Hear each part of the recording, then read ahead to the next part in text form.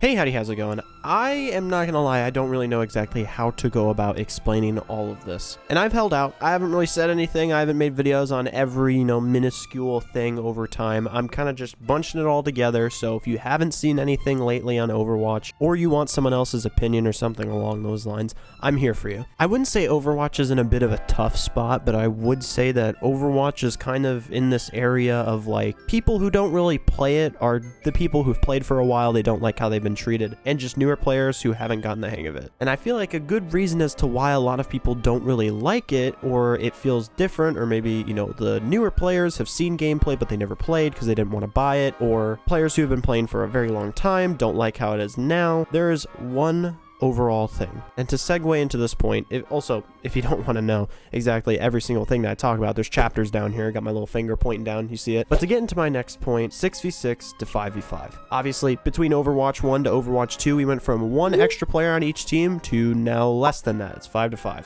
There isn't exactly a problem with this besides the fact that it's kind of just lazy. There's a bunch of issues overall when it comes to this, and the main thing is that basically a lot of the balancing teams and whatever that have been involved with this game kind of just didn't know how to tackle some of these sort of issues. Example, roll queue and stuff like that, and goats meta. So basically the result was just, let's just get rid of all of it, let's create this whole new thing and hope it works. And the reason why I'm talking about this is mostly because there was leaked patch notes, I believe like a couple weeks ago or something like that, where everyone was like, this has to be fake, this cannot be real. And a couple days ago it was proven to be real. All of Overwatch 2 is being completely just changed for no reason, and it doesn't really make sense. Most of which, health is just being completely thrown out the window. Your health is just, it's being kind of buffed. Everyone is getting a buff. And this was something that we knew. It was actually given like every single character in how much health that they were given. But there's a picture here I have on the screen that you can see. And basically 150 to 175 HP characters are getting 25 HP. So Tracer will have 175, Widowmaker will have 200,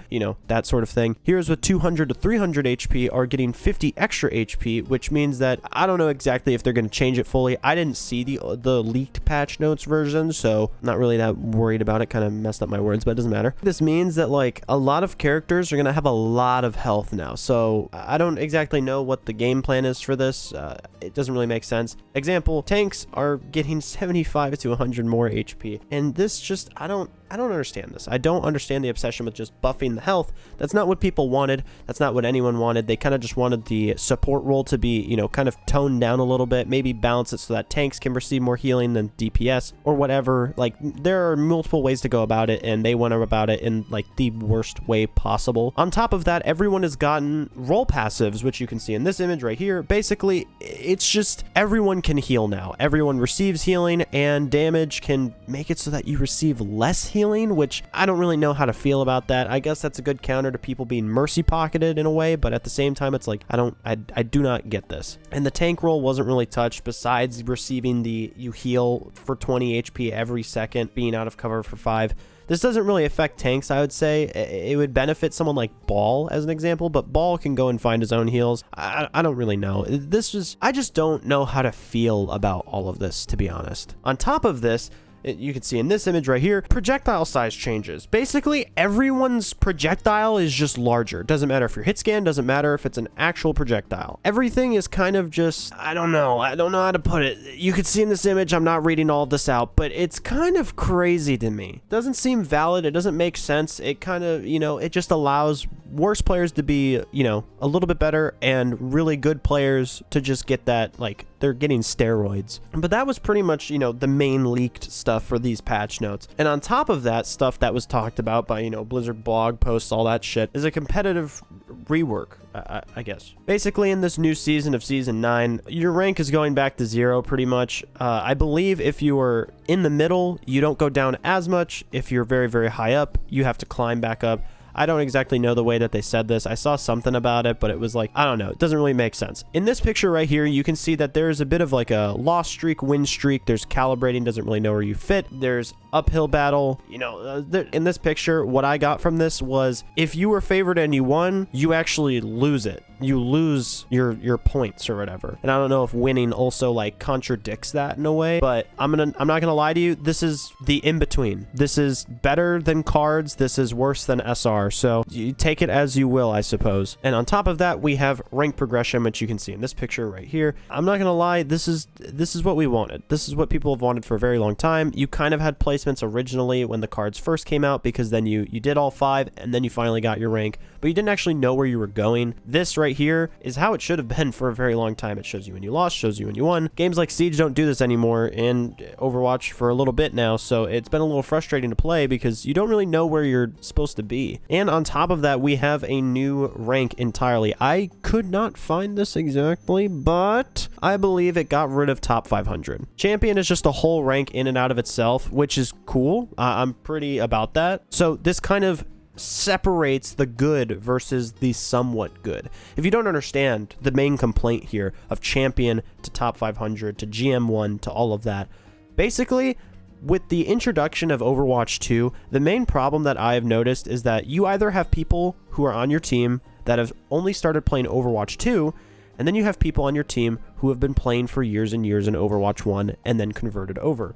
Here is the overall problem. When, example, you have a bad player, you have an Overwatch 2 GM versus a GM that's been playing Overwatch 1 for a very long time, they've been top 500 or something like that, there's a clear divide. Your team is losing to the top 500 better Overwatch 1 player because your Overwatch 2 player just doesn't get the game. It's completely fine to be bad at the game, but the rank system doesn't really, you know, accept that fact. You know, the fact that you won 5 games in a row or something along those lines. You somehow got the GM. Doesn't matter. Champion is a good thing. I'm happy for it. The one thing I'm not gonna lie, I really don't understand here is the Jade Weapons. Basically, what they're doing, if it's kind of confusing, it was confusing to me to begin with. But basically, from Season 8 before, so Season 8 to Season 1 of competitive, those points now are basically all converted to legacy competitive points, which allow you to buy gold weapons. Here's one thing that I have wrong with this. Why not just have it so that you can get any or whatever, but we'll get a little bit more into it. For all of 2024, so starting from the moment that the season comes out to 2024, doesn't, you know, there's gonna be more seasons in there, but all of that time, the amount of competitive points you earn will basically allow you to spend those only on Jade Weapons.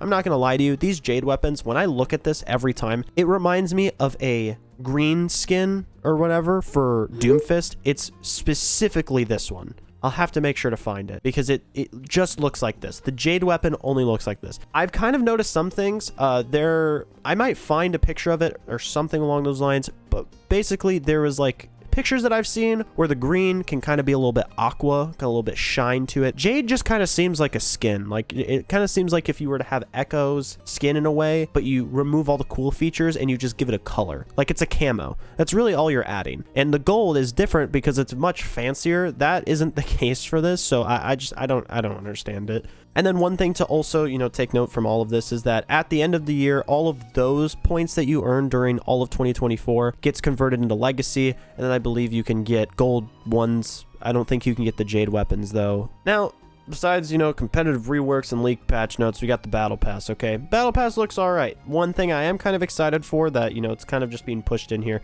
is that Cowboy Bebop is going to be in the game, just kind of like, you know, how One Punch Man was. It's all anime. I don't understand their obsession with this. They could have done so many different things. I don't know, but Cowboy Bebop is cool. Obviously, Cassidy is going to be, you know, that guy. I don't know his name. I'm not going to lie. I haven't watched that much of the show, but he's going to be this guy. And the Battle Pass does look interesting. I believe that they're taking heroes out of the Battle Pass or something like that, but I don't know that to be true or entirely true. I believe it was said, but not confirmed, or, you know, something like that. But yeah, the Battle Pass looks interesting. There's a lot of the skins here that you can see that were in this trailer for the game, which is cool. All right. That's all I'm saying about the Battle Pass. Battle Pass, it's going to have like 75 useless items, which is going to, you know, be charms, sprays, not even emotes that you get to use. It's going to be like a victory pose or something. And then 2 skins that are interesting. Moira is like the mythic skin. Doesn't actually look like a mythic. It looks pretty shit. It doesn't really look that interesting. Yeah, I believe it changes her voice. I think all mythics do that now. So yeah, I don't know. One thing to talk about right now is that there's a bit of a problem. Okay, there's a bit of a problem. The one thing that I'm kind of worried about when it comes to Blizzard is that they laid off a lot of people, and then I'll be showing, you know, screenshots every now and again, every couple like seconds or so of this guy. I need to find it. Hold on. I'll actually have it right here where I'm showing my footage on this end. It is all of this. Basically, at any point you can pause to read, or you can go to this Twitter. It's Chris Sayers, not so little c. There you go. That's all of it. That should be all of it. But anyways, let's get fully into it. Layoffs happened. A lot of people were dropped, whether it didn't matter who, where it's coming from, but people just got dropped because basically Microsoft owns a lot of shit right now. So they dropped a ton of people. They just shed everything down to the nail. And on top of that, we've had Chris Sayers come out and say a lot of his experience when it came to the company before Microsoft. But here's the thing. This is probably, before Microsoft. But I feel like Blizzard is probably still like this, and a lot of people should come out and talk about this. And the reason why you don't really see this as much is because Blizzard has this sort of cult thing going on, where it's kind of like when you're in it, you can't say anything about it. There might be contracts or something, you know, that's completely, that would make sense.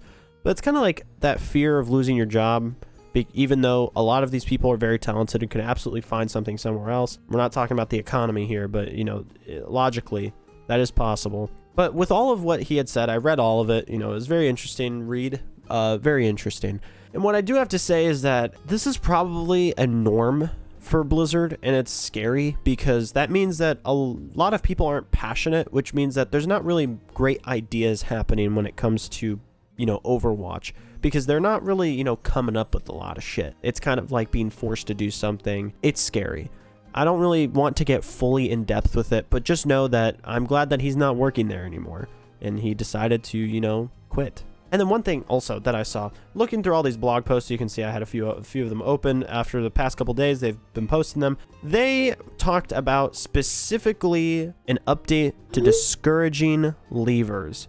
Here is my overall take. I might even make this a TikTok. Leaving in quick play should be allowed.